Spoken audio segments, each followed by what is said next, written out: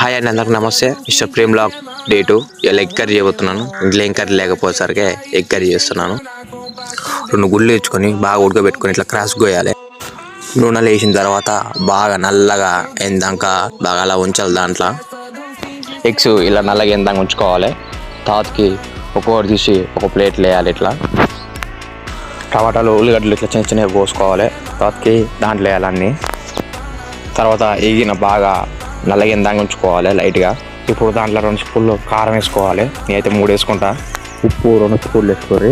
సరుండలు కాబట్టి కొన్ని నీళ్ళు పోసుకోవాలి. ఇల్లంగా పక్క పెట్టిన ఎగ్స్ మొత్తం తీసుకొని ఒక్కొక్కటి దీంట్లో వేసుకోవాలి. ఇట్లా వేసుకున్న తర్వాత ఒక గంట సేపు మూత పెట్టాలి.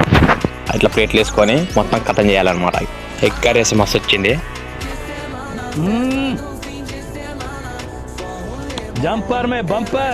ఇక నేను లేక సరం మొత్తం ఉన్న కర్రీ మొత్తం నేను తిన్నా. అంతేగా Mister Prem blog channel subscribe చేసుకో.